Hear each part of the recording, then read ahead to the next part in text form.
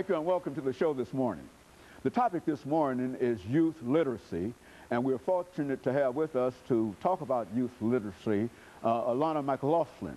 Alana is not only my granddaughter, but she has been with us on another occasion, and evidently her fans, according to some of her views, requested another appearance for her. And of course, Alana, let me welcome you back to the show this morning and to tell you really how delighted we are to have you, especially because we think in terms of bringing to the audience this morning some information relative to what we call youth literacy and dealing with young people between the ages of 3 and 5, you see. And so what we'd like to do this morning is to not only deal with that, but to look at some of the things that you've been involved in terms of trying to assist, even at your age of 8, trying to assist young people. And so let's start off by talking about you and your school experiences.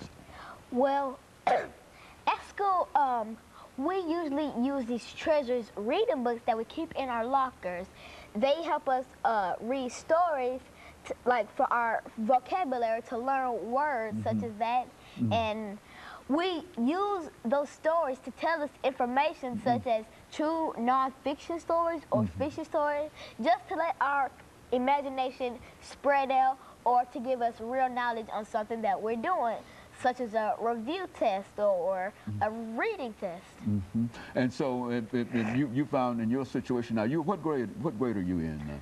I am in 3rd, going on 4th. Going on the 4th After this summer. After this summer, you'll be in the 4th grade. Now, you've been reading, I understand, for quite a number of years. Why don't you tell us something about your own reading experiences? Because what we want you to do is to sort of talk to young people your age or younger about how important it is to read. And I understand that you've been involved with reading for quite a number of years.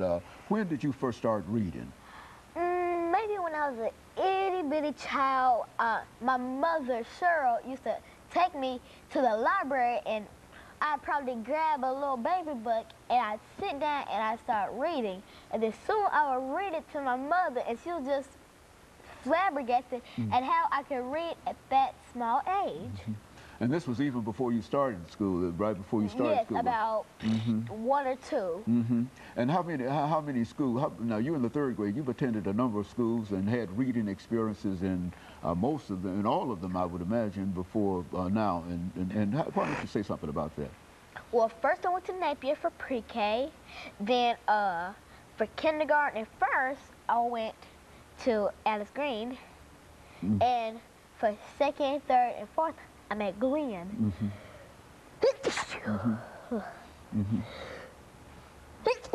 Okay.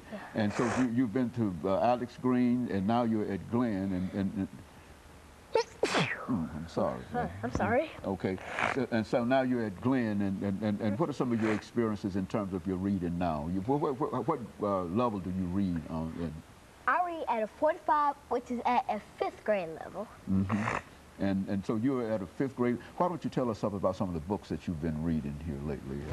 Well, right now I am reading Mystery Isle by Judith St. George, originally called The Chinese Puzzle of Shag Island. I recently read The Miraculous Adventures of Edward Tulane by Kate DiCamillo, The Tale of Despero by Kate DiCamillo, and Because of Winn-Dixie by Kate DiCamillo. I gotta say, I'm a Kate DiCamillo fan. And now, who is Kate DiCamillo? I mean, is that... She's an author of all the books that I just named, except Mystery Isle by Judith St. George, who also made other books, such as Haunted, and I've also read Nancy Werlin, Double Helix, and Jennifer Allison's Guidla Joyce, Physics Investigator. I've also read Lulu Dark and See-Through Walls by Bennett Madison, and Dorothy and Thomas Hobler, The Sword That Cut Through the Burning Grass. And so you've been involved in a real sense in the whole process of reading for quite a number of years, and you can even remember the number of books that you've read. Is that right? Probably. Let's see. Tale of Despero by Kate DiCamillo, The Miraculous Adventures of Edward Tulane by Kate DiCamillo, Mr. Owl by Judith St. George. I've also read some mystery books, such as The Magic School Bus.